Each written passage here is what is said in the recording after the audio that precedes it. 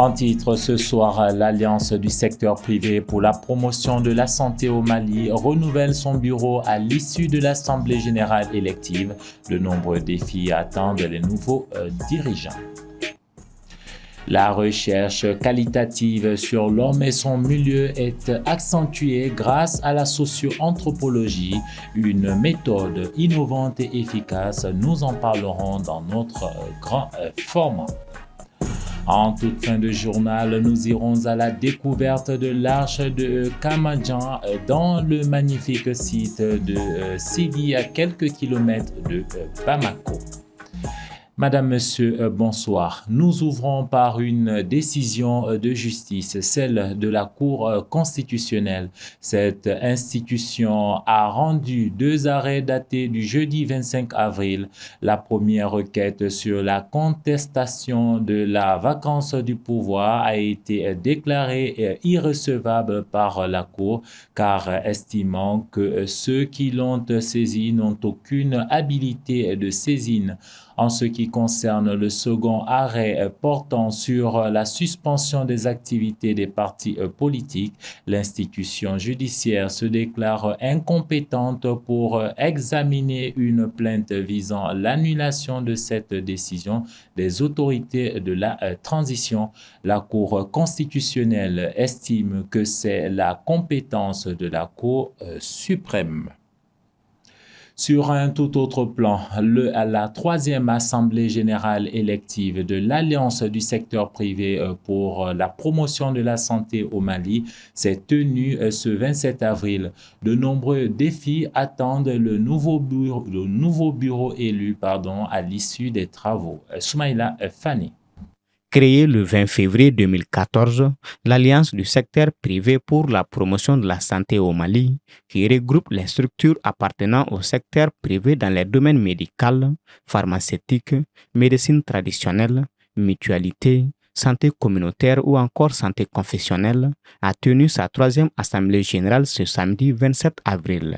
Cette alliance qui contribue à l'atteinte des objectifs de santé dans notre pays a pour vision de devenir le moteur du secteur privé de santé. L'alliance du secteur privé a pour mission d'entretenir l'esprit de solidarité, de confraternité et d'entraide entre ses membres, de contribuer au développement du secteur sanitaire privé au Mali.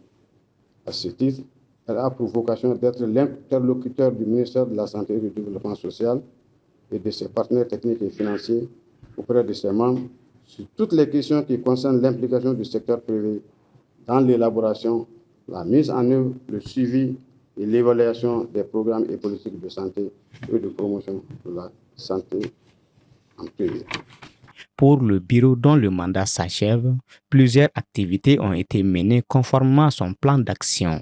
La mise en place de l'alliance du secteur privé a contribué au renforcement du dialogue entre le public et le privé en ce sens. Il y a eu la signature en 2018 de l'arrêté de création du comité de dialogue et de concertation public-privé et nous attendons impatiemment l'opérationnalisation. L'Alliance du secteur privé participe au conseil de cabinet élargi du ministère de la Santé et du Développement social, participe au comité technique de suivi du PRODES, au comité technique et de pilotage du PACSU, à la commission d'élaboration du PRODES 2019-2023, à la commission de relecture des textes régissant l'exercice privé des professions sanitaires. Elle participe à l'élaboration des différents référentiels métiers pour les professions médicales et participe aussi à leur validation. Devenu l'interlocuteur du ministère de la Santé et de ses partenaires auprès de ses membres sur toutes les questions relevant de la santé, pour le département, l'Alliance doit s'inscrire dans le cadre des organisations qui cultivent les règles de bonne gouvernance. Pour cette raison, que le département de la santé et le département social a accompagné cette présence assemblée statutaire au fin d'aider à la bonne marche de cette entité qui, sans nul doute, est un maillon essentiel dans l'architecture du système de santé national pour l'atteinte des objectifs de développement durable 2030 dans notre pays. Le secteur libéral est aujourd'hui comptable de la santé dans le monde en général et surtout de notre pays où, d'après les dernières enquêtes, il représente environ 64% des prestations de services, bien entendu que ce chiffre inclut les prestations des CESCOM, puisque classiquement, le secteur communautaire fait partie du secteur privé non lucratif. À l'issue des travaux, un nouveau bureau de 9 membres sera élu pour relever le défi du renforcement du partenariat public-privé. Au regard du contexte actuel du pays, quelles sont les perspectives en matière de gestion des ressources humaines?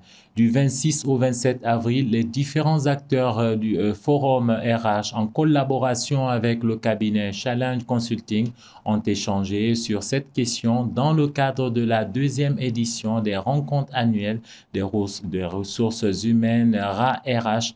La rencontre s'est tenue au patronat en présence de notre reporter Paul Yapingessa. Les rencontres annuelles des ressources humaines sont aussi un cadre de rencontre, de partage d'expériences, mettant en interface les différents métiers dont dépend le succès des organisations.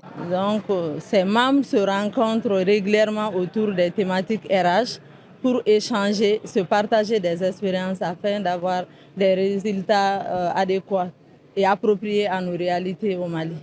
Ce fut l'occasion pour Koulibaly Kadija Diarra, présidente du Forum, de faire le bilan des activités de son mandat finissant. D'abord, en début du mandat, nous avons fait un planning.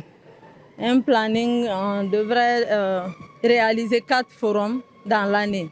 Et à ce jour, nous pouvons dire avec satisfaction que l'objectif a été atteint.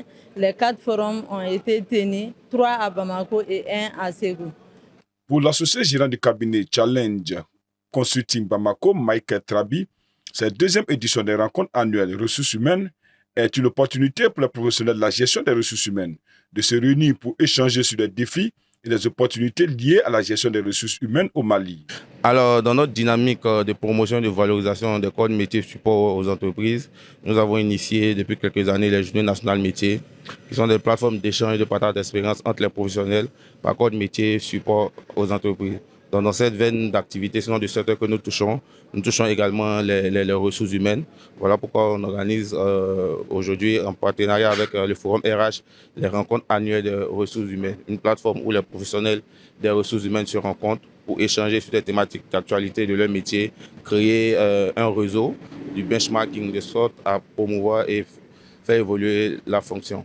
Ces rencontres visent des objectifs bien spécifiques. Alors, l'objectif principal, c'est de renforcer les capacités des professionnels des ressources humaines.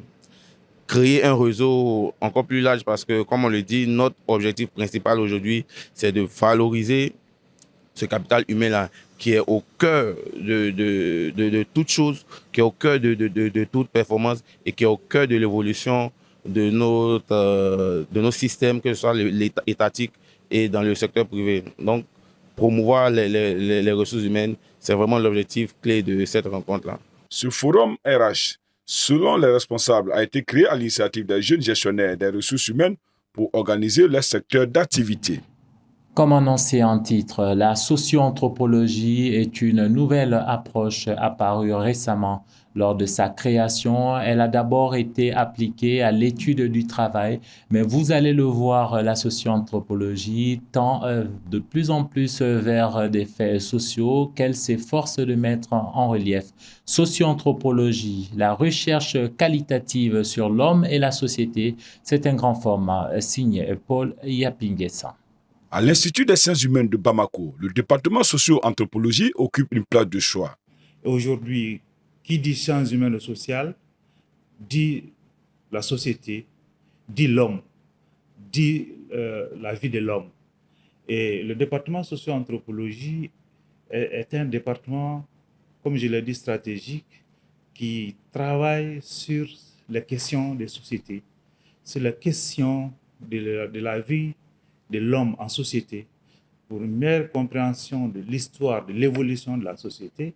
Alors, la réflexion des sociologues et des anthropologues est extrêmement importante. Car elle permet de mieux comprendre notre société afin de faire des choix stratégiques pour la gouvernance. Je dois dire que la socio-anthropologie c'est une discipline j'allais dire incontournable pour la compréhension de la société. Parce que pour qu'on puisse mieux gouverner une société, puisqu'on puisse mieux comprendre, on puisse faire des choix stratégiques de développement par rapport à une société, il faut d'abord la comprendre. Et les études socio-anthropologiques permettent de mieux cerner l'évolution de la société. Autant de noms que par définition, la socio-anthropologie jette un pont entre la sociologie et l'anthropologie, car elle étudie la transformation de la société malienne. Alors l'anthropologie, et encore, ça garde cette spécificité. Alors c'est la recherche qualitative sur l'homme, et l'homme entier dans sa totalité. Autrement dit, alors dans sa dimension biologique, dans son comportement, ses relations avec les autres, ses croyances, disons, ses pratiques et tout. Les sociologues qui étaient plutôt dans les sondages et tout, et qui s'intéressaient plutôt à la dimension quantitative, qui était beaucoup plus axée sur les statistiques, elle aussi, elle intègre fondamentalement alors la recherche de terrain anthropologique. On va aux gens, on les observe, on prend des notes, et voilà, on passe du temps avec eux. Et donc, sociologie et anthropologie deviennent finalement des disciplines très liées, au point que alors, le sociologue est à la fois anthropologue et l'anthropologue devient sociologue. L'anthropologie travaille aujourd'hui sur les cultures, les communautés, mais aussi sur les questions d'actualité, comme en témoigne le rapport sur le paillage et l'autonomisation de la femme au Mali. Donc, dans le cadre de ces rapports, c'est qu'on constate, parce que quand on parle de l'orpaillage, souvent on a l'impression que les femmes, ils sont pour autre chose, particulièrement pour beaucoup plus la prostitution que d'autres choses. Mais une fois qu'on a mené des recherches, on voit autre chose. On voit que les femmes, c'est des femmes vraiment courageuses, ambitieuses, qui sont au niveau de ces sites d'orpaillage, et on retrouve les différentes catégories et les différents groupes d'âge également. Et elles ne font pas seulement de l'orpaillage, mais elles-mêmes également des activités connexes qui sont en lien avec l'orpaillage. Il y a beaucoup de femmes qui ont reçu. Donc cette réussite se traduit en termes de financement des puits d'or et également en termes d'achat de matériel, d'équipement, d'exploitation de l'or, et aussi en termes d'achat de bétail. Beaucoup sont propriétaires de bétail et beaucoup s'en sortent avec le commerce. Et cette autonomisation des femmes fait face à des difficultés. L'autonomisation également fait face à diverses difficultés, à savoir quand on parle d'autonomisation des femmes, il faut intégrer la question des projets de développement. Or, dans ces localités, on constate que les femmes consacrent beaucoup leur temps au niveau de ces sites d'orpaillage, ce qui empêche à s'engager d'un certain niveau au niveau des projets de développement, et cela pose d'énormes problèmes. Donc, je pense que les deux vont de pair. Même si elles s'en sortent financièrement, je pense que la formation qui peut être un acquis au niveau des ONG est un aspect important de l'autonomisation de la femme. Quant à la sociologie, elle étudie plus la société. Donc, c'est une discipline relative à la société. La sociologie, c'est une science qui étudie la société. Donc, c'est une science qui étudie les rapports entre les êtres humains au sein de la société. Voilà. Donc, c'est juste une science qui étudie les lois fondamentales propres aux groupes sociaux. Donc, je peux dire par là, l'objectif même général de la sociologie, c'est de prescrire des remèdes aux maux de la société. En effet, la sociologie vise à saisir la complexité des faits sociaux en soulignant les médiations qui ont fait qu'à une échelle globale, ces faits prennent la forme d'une totalité. Quant à l'anthropologie, elle a pour objet d'expliquer les faits sociaux à une échelle locale qui autorise ainsi une étude directe et fine dont le résultat est de constater en acte l'interdépendance de ce qui constitue ces faits. À présent, je vous invite à faire un petit voyage à Sibi, à quelques kilomètres de Bamako.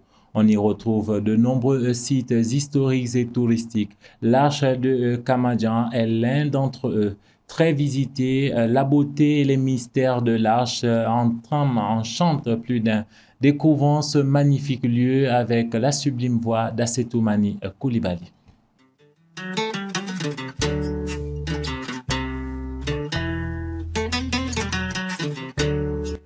À 45 km de la capitale Bamako, la commune de Sibi est connue par ses sites historiques et touristiques ainsi que ses potentialités.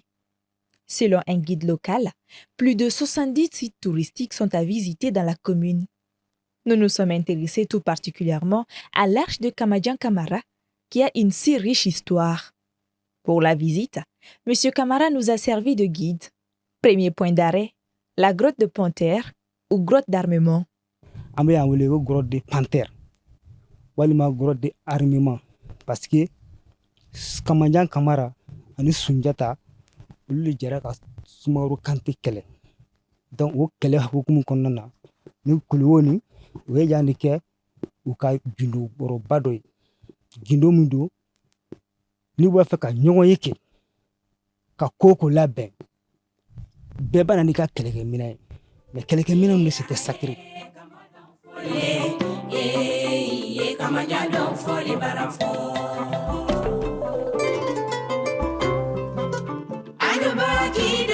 An b'a fɔ yan nɔ ko vestibule yan tun y'u ka bulon de ye u ye jamaba de wele yan ka ɲɔgɔn ye kɛ donc yan de musow faral'u kan muso minnu faral'u kan an b'a fɔ ko manden sumuso 9 ɲagamuso 9 mun mana dɛmɛ k'i yɛrɛ ma parce que bonya de taara ka d'u ma.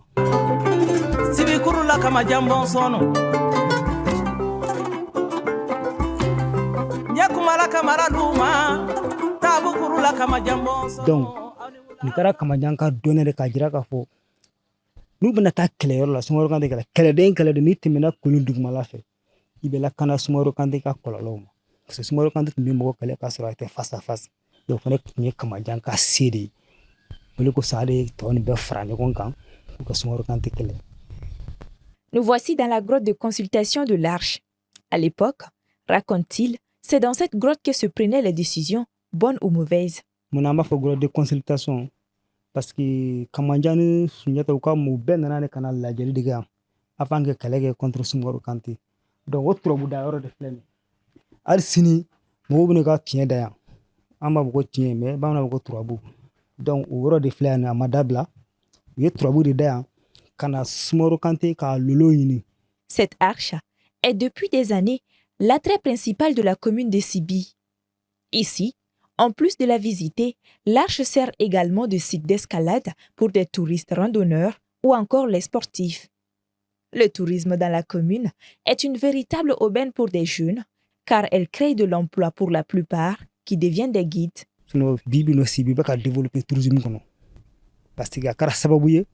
Ka barada di jeune caman ma barada caman dayɛlɛ Sibi tourisme kɔnɔ bon an yɛrɛ fɛnɛ bɛ support minnu kɛ ka fara tourisme baaraw kan n'o ye escalade VTT bon a bɛɛ dabɔlen tourisme kama mais bɛɛ bɛ se k'a kɛ fɛnɛ. Outre l'arche de Kamadjan Kamara, d'autres sites sont à découvrir également dans la ville. Dans la grotte de Fanfamba, le puits sacré de Tabou, la cascade de Djendjeni, la randonnée botanique, pour ne citer que cela. Depuis les hauteurs de l'arche de Kamadjan, Lamine Kamara, notre guide, espère une meilleure prise en compte de notre histoire grâce au tourisme. C'était l'essentiel de l'actualité qui a retenu notre attention pour ce 1945. Madame, Monsieur, merci de votre fidélité.